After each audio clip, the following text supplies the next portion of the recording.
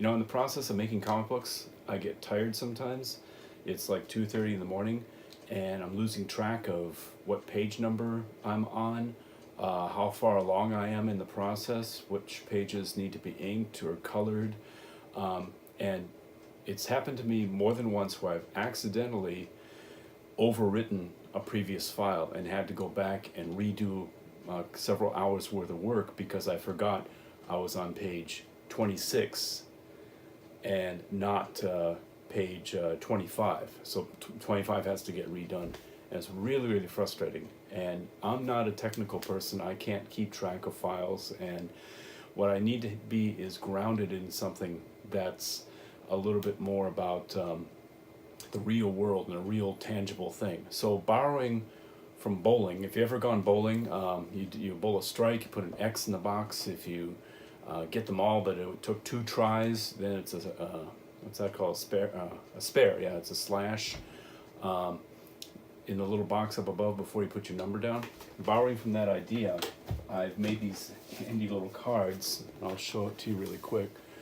There'll be a link in the comment section to a Dropbox, a free file sharing thing where you can print this thing out. I print it on Bristol and kind of rig up my printer so that it can print a long strip, and then I cut them up.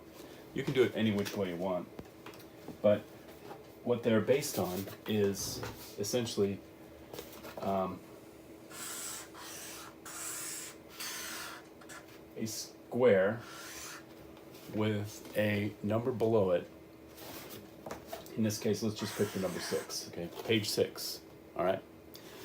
And it's psychological, but I choose to break up this top box as I'm working on my page into these sections. The first section, like that, would be for penciling, because penciling takes up almost all the time, okay? The next section is for lettering, because the way I work is that I put lettering on a pencil page as a mock-up to see if I have to change anything. Lettering doesn't take that much time. We're talking maybe like half an hour to an hour per page. So that gets a smaller section there. As I go, I'm filling these things in. Okay, so the next step would be inking. That's a pretty good portion of time. So like this right here, that would be for the inking. And then what's left is coloring. So I'll just go ahead and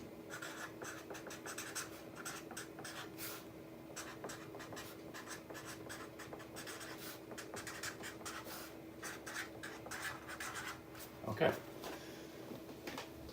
So as you can see there, penciling, lettering, inking, coloring, page 6. Now, how does that all relate to the chart that I showed you? And I'll show you the chart here, a blank one. So you can see here, I hope you're seeing it clearly enough. On there, there's the title of the work, which it's blank on this one, but you can put it, it's in a Word document, so you can write anything in here. And also like details about how large the files are, how big the gutters, that's the space between the panels, will be. Is it a black gutter? In that case, it would have to have a page that bleeds over the document a little bit. And then down here, you have all these little squares are going really close there. You can see how I got all these little squares and numbers underneath it. Well, that corresponds to what page I'm working on. And I'll show you one that I'm working on right now called Multiverse Marauders. Okay, there's the title up there.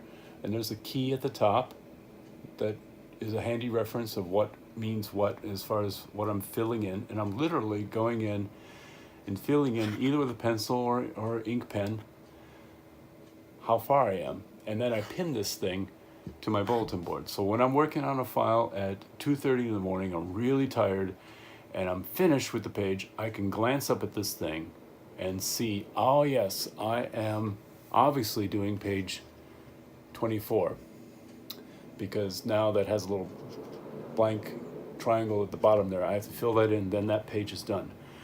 A little extra note, why are some of these boxes green? Well, green means I got paid for them. And that's another thing I can follow up on if I have a client who's maybe behind on a few pages. These are done, but It's not filled in green yet, so maybe I should work on another thing until I get paid, then I can start working on this guy again. Just a little note there for me. You don't have to do that, but and then a little red dot here.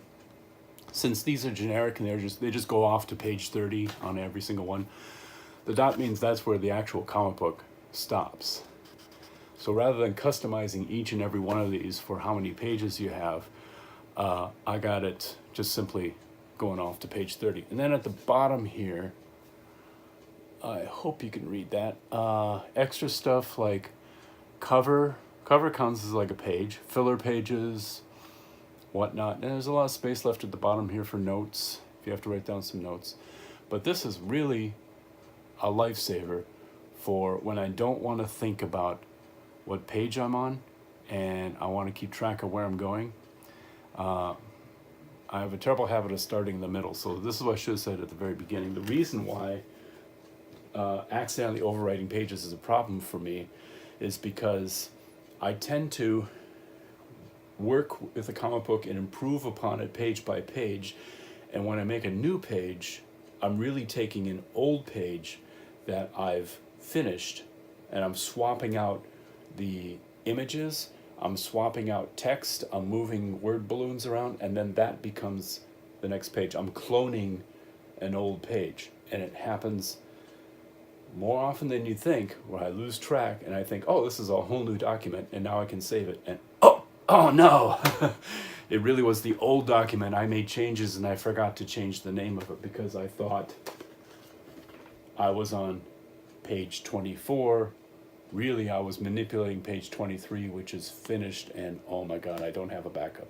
So anyway, this is a really handy thing to have. Pin it to your bulletin board, have it lying around.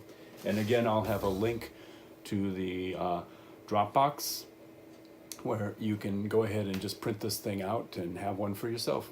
I hope that's really helpful for all you artists out there that get tired and lose track of where you are at 3 in the morning. So long.